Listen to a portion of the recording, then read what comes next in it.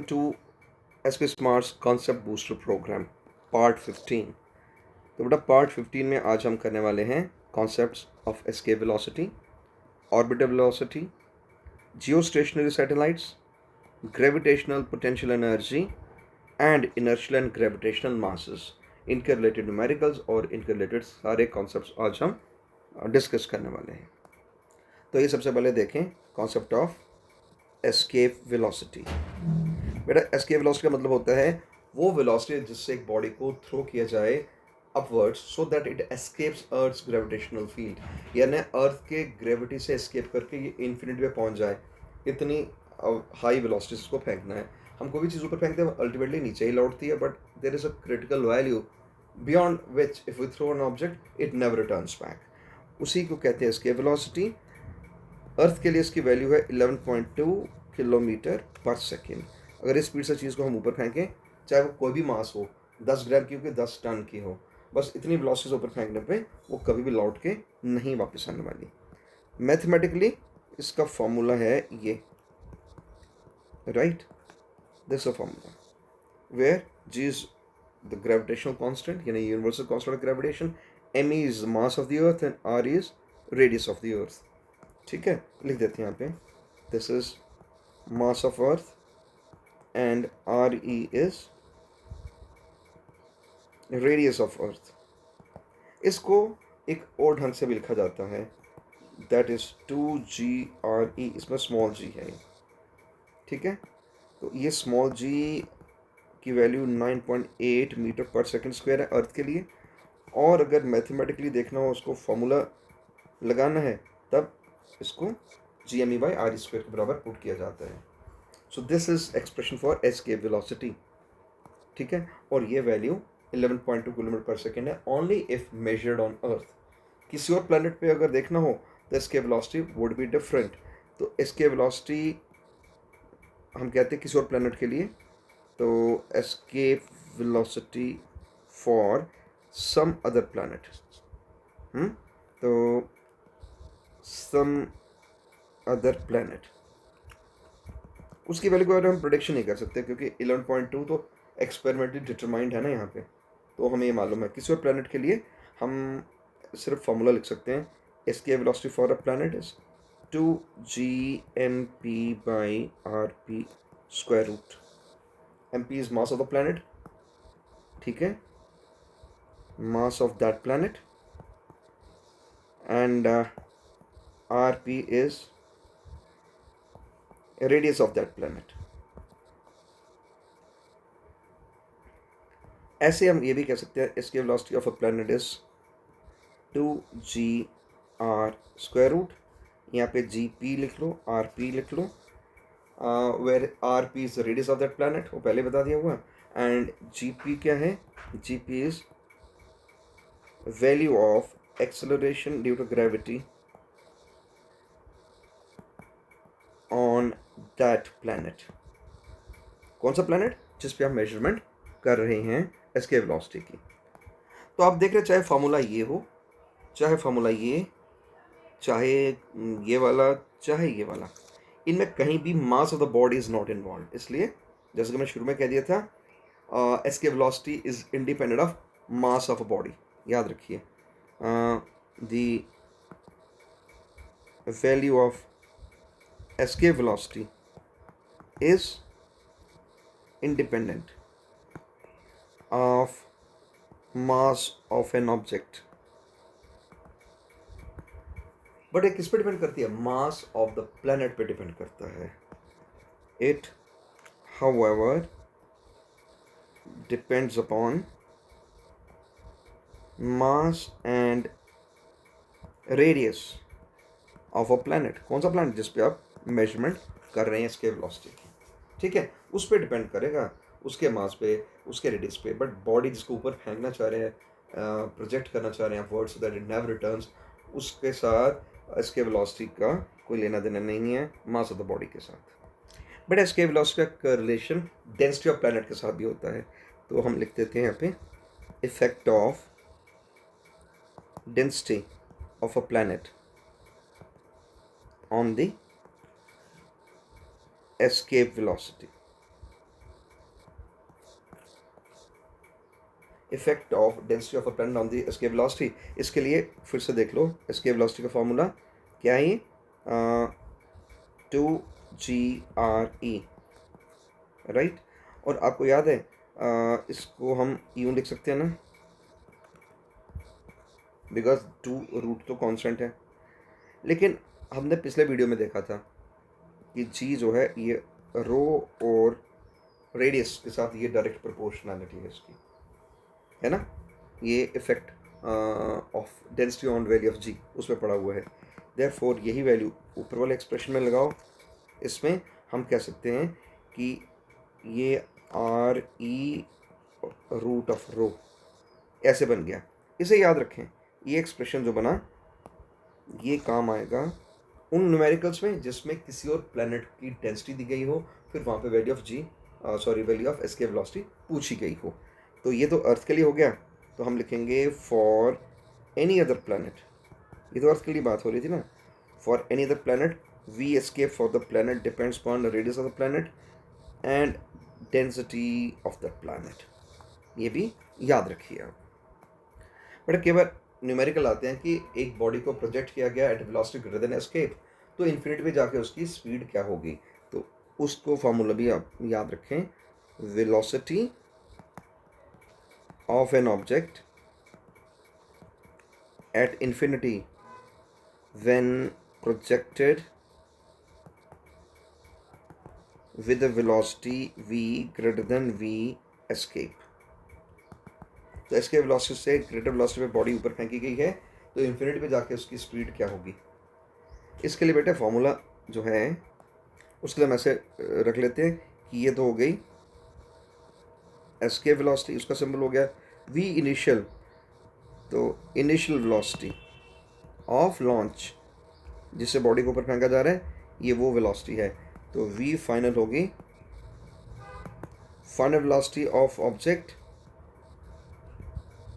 At infinity. ठीक है, तो v फाइनल यानी इन्फिनिटी पर उसकी स्पीड क्या है, इनिशियल जिससे वो उसको ऊपर प्रोजेक्ट किया जा रहा है। तो बस इसका फॉर्मूला ये आता है v initial square minus v escape square. ये न्यूमेरिकल भी इस टाइप के न्यूमेरिकल पूछ जाते हैं एग्जाम में, तो आपको ये फार्मूला भी पता होना चाहिए। Then you can easily simplify all those numericals. बेटा हमें अब ऑर्बिटल स्पीड के बारे में भी पढ़ना है। होती क्या orbital speed? It is speed of a satellite while moving around earth in an orbit. कोई सैटेलाइट जब अर्थ का गिर्द चक्कर काटता है अपने ऑर्बिट में, तो उसकी स्पीड क्या होती है। तो ऑर्बिटल स्पीड का जो फॉर्मूला है वो है ये, याद रखें। Where h is height of orbit of a satellite above earth surface. मैं डायग्राम्स बना देता हूँ। ये है अर्थ, ठीक है, ये सैटेलाइट का ऑर्बिट है। ये लिख दिया मैंने ऑर्बिट ऑफ द सैटेलाइट। और बेटा ये है सैटेलाइट, ये इसके सेंटर से जो इसका डिस्टेंस है वो है RE+H। आप समझ गए क्यों? क्योंकि इसकी जो हाइट है ना अबव अर्थ सरफेस वो सिर्फ h है। तो नेचुरली इसके भीतर का डिस्टेंस फ्रॉम अर्थ सेंटर वो तो RE है ना, ये रेडियस ऑफ द अर्थ। इसीलिए हमने कहा RE और H मिला के RE+H है। ये है height of satellite from earth centre. लेकिन अगर ऐसा हो कि एक स्मॉल हाइट पे हो, हम कहते हैं orbital speed in a low lying orbit. मतलब कि अगर h is very very small than earth's radius, इसका ये मतलब हुआ। अगर हम कहें ना orbital speed in a low lying orbit, इसका मतलब है h जो है हाइट वो रेडियस ऑफ अर्थ के मुकाबले बहुत कम है। 200-250 किलोमीटर 300 किलोमीटर इतनी हाइट, अर्थ का रेडियस है 6400 किलोमीटर। तो उस केस में ये वाला जो फॉर्मूला है ना, इट गेट्स सिंप्लीफाइड। तो ऑर्बिटल स्पीड का फॉर्मूला तब GME/RE² बन जाता है, क्योंकि मैंने h इग्नोर कर दिया, रिजेक्ट कर दिया, क्योंकि h बहुत ही छोटा है, उसको हम छोड़ सकते हैं। और जानते हो इसको कुछ सिंप्लीफाई किया जाए तो इसकी वैल्यू आती है 7.9 किलोमीटर पर सेकेंड। ये है orbital speed of a satellite in a near earth orbit. वही लो लाइंग ऑर्बिट यानी नियर अर्थ ऑर्बिट।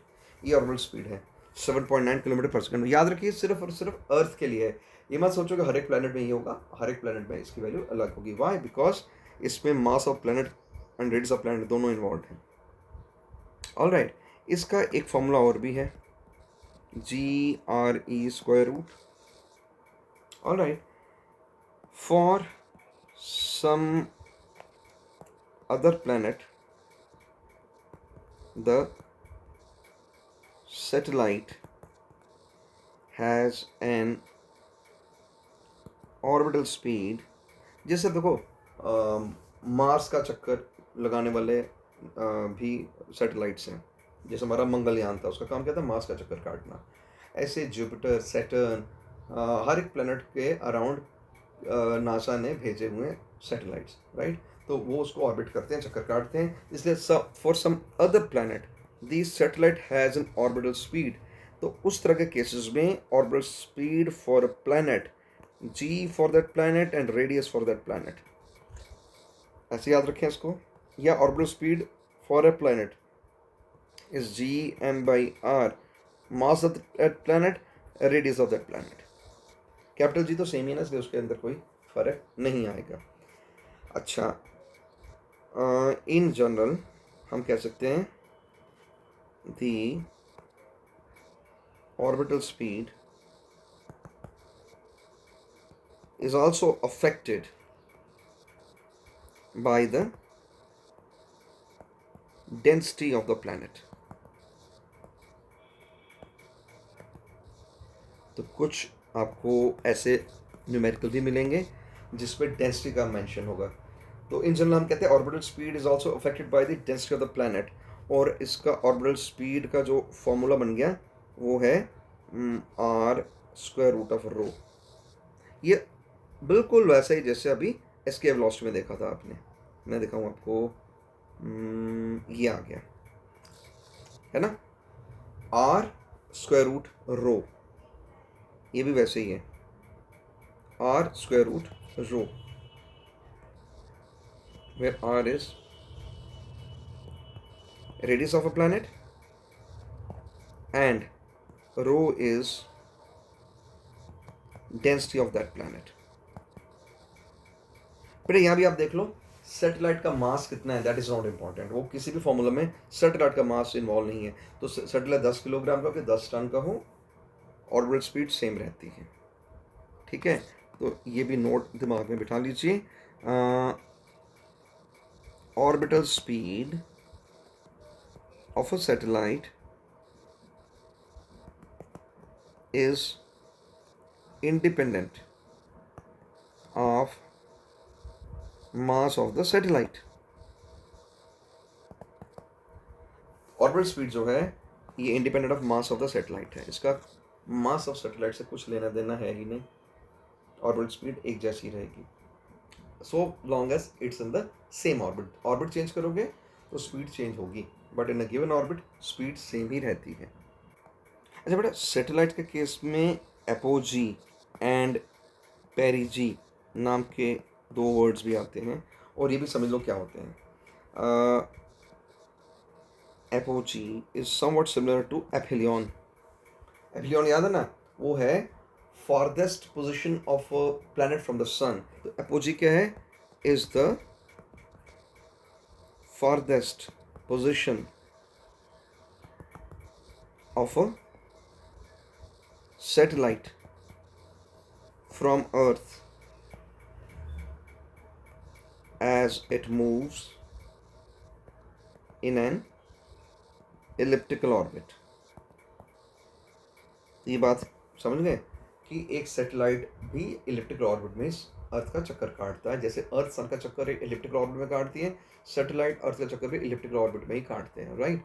और उस वक्त वो कभी बहुत दूर चला जाता है, कभी नज़दीक आता है अर्थ के, व्हेन इट्स फारदेस्ट पोजिशन, तो एपोजी वर्ड यूज होता है, ठीक है। और पेरिजी क्या है, is the nearest position of a satellite from Earth while moving in its orbit। बाकी डिटो लाइन वही है, फारदेस्ट की जगह पे आप कहेंगे नियरेस्ट, नियरेस्ट लोकेशन या पोजीशन, ठीक है। तो ये मैं ऐसे एक डायग्राम में दिखा देता हूँ। ये दिस इज अर्थ, ये अर्थ की पोजीशन है, ठीक है। और जो सैटेलाइट है वो मान लीजिए जब यहाँ होता है ना, फारदेस्ट लोकेशन है ये है सैटेलाइट, यही उसका एपोजी कहलाता है। और ये जब सैटेलाइट यहाँ पहुँचा चलते चलते, तो ये सैटेलाइट की पोजीशन है ना, तो ये इसका पेरिजी कहलाता है। तो नियरेस्ट पोजीशन पेरिजी, फारदेस्ट अपोजी, याद रखिए। और जैसा कि मैंने पहले ही मेंशन किया था लास्ट वीडियो में, T square proportional to R cube is valid for a satellite also. Satellite के लिए भी T square proportional R cube valid expression है, यानी एक्सप्रेशन हम यूज कर सकते हैं। अब देखें रिलेशनशिप इन दोनों के बीच में, relationship between escape velocity and orbital velocity। ये तो बहुत ही सिंपल कॉन्सेप्ट है। क्या रिलेशन है, escape velocity root of 2 GRE होता है और ऑर्बिटल वेलोसिटी GRE होता है, एज यू नो। बस इनका रेशो लेके देखो क्या बनेगा, VE/VO इज इक्वल टू √2। बस ये आपको याद रखना है, यही रिलेशन है इन दोनों के बीच में। आइए अब देखें time period of a satellite कितना होता है। मैंने से टाइम पीरियड का मतलब होता है सैटेलाइट जब अर्थ के गिर्द चक्कर एक कंप्लीट करता है, हम कहते हैं उसका टाइम पीरियड बीत गया। तो time period of a satellite के कुछ एक फॉर्मूले आप याद रखें। एक तो ये है T/RE/G। ये कब, ये तब लगता है फॉर्मूला जब हम कहेंगे this is valid for a satellite in near earth orbit। Near earth जैसे कि पहले कहा, जिसकी height very very small than earth radius हो, उस सैटेलाइट में ये टाइम पीरियड का फॉर्मूला चलता है। नाउ हम इस g को, जैसा कि आप जानते हो, GME/RE² के बराबर पुट कर सकते हैं। तो इसके वेलोसिटी, सॉरी, ये टाइम पीरियड का फॉर्मूला देखो, इधर क्या था RE/G, तो मैं फिर RE/G के बजाय ये लिखा जाएगा, और ये स्क्वायर वाला ऊपर जाके क्यूब बना देता है। तो फॉर्मूला ये है, याद रखिए, ठीक है। तो इस फॉर्मूला को याद रखना है। अब मैं लिखूंगा time period of a satellite in higher orbit, यानी अब h स्मॉल नहीं है, h is comparable to earth radius, या अर्थ रेडियस से बड़ा भी हो सकता है, उसका हाफ, उसका 1/4, उसका 1/10, या उसे 10 टाइम बड़ा, मतलब कुछ भी, where h can be express in terms of radius of earth. तब ये फॉर्मूला जो है ना टाइम पीरियड का, ये बदल जाता है। अब बजाय RE जो लिखा है ना क्यूब, उसमें हम लिखेंगे RE+H whole cube divide by GME। ये देख लो GME, तब हम ये फॉर्मूला लिख सकते हैं, ठीक है। तो ये भी आप कुछ एक फॉर्मूले इनको याद रखें, फिर आपके लिए न्यूमेरिकल सिंप्लीफाई करना बहुत ही आसान हो जाएगा, बिकॉज बहुत सारे न्यूमेरिकल इन्हीं फॉर्मूलों पे बेस्ड होते हैं। अब देखिए एक और कॉन्सेप्ट हमें सीखना है, जियो सिंक्रोनस सैटेलाइट, ठीक है। एक नाम और भी है इसका, जियो स्टेशनरी सैटेलाइट। तो आप इसको चाहे जियो सिग्नस कहें चाहे जियो स्टेशनरी कहें, एक ही मतलब है। इसका टाइम पीरियड 24 आवर्स होता है। 24 आवर्स को अगर हम सेकेंड्स में लिखें तो 86400 सेकेंड्स भी कहते हैं। मतलब कई न्यूमेरिकल में सेकेंड्स में वैल्यू पूछी गई होती है, तो आप ये लगा लो। और इसकी हाइट क्या ऑर्बिट की, मैंने से height I mean from surface of the earth. H इसका होता है नियरली 36,000 किलोमीटर अबव इक्वेटर। यानी ये डिस्टेंस या हाइट जो है ऑर्बिट की इक्वेटर से देखी जाती है, बिकॉज इक्वेटर में अर्थ का रेडियस मैक्सिमम है। तो उसके ऊपर 36,000 किलोमीटर की हाइट पर अगर सैटेलाइट छोड़ा जाए, it become Jio stationery. Jio stationery मतलब जियो सिंक्रोनस, 24 आवर्स में एक चक्कर पूरा करने वाला। और ये उसके ऑर्बिट की हाइट आ गई। तो अगर कोई पूछे कि from centre of the earth, therefore उसको तो कहेंगे ना radius of Jio stationery orbit. अब जियो स्टेशनरी ऑर्बिट का रेडियस आर, वो तो बेटा आर ई प्लस एच होगा। आर ई होगा 6400 किलोमीटर्स और वो है लगभग 36,000 किलोमीटर्स, जैसा कभी बताया गया। तो ये कितना बन जाता है आप देख सकते हैं। तो बेटा इसकी वैल्यू आती है 42,400 किलोमीटर्स, राइट। और इसकी खासियत क्या है, इन सैटेलाइट्स का इस्तेमाल टेलीकम्युनिकेशन के लिए इस्तेमाल होता है, ठीक है। These satellites are used for telecommunication purposes, right। तो ये टेलीकम्युनिकेशन पर्पस का मतलब क्या हुआ, यही सैटेलाइट टेलीविज़न, सैटेलाइट फ़ोन्स, दुनिया भर में जितना भी कम्युनिकेशन है उस सब के लिए जियो स्टेशनरी सैटेलाइट्स इस्तेमाल किए जाते हैं।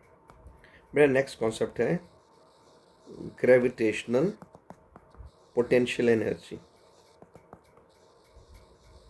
देखिए सीधी सी बात है, जनरली हम तो कहते हैं ग्रेविटेशनल पोटेंशियल एनर्जी होती है mgh, है ना, where h is height of an object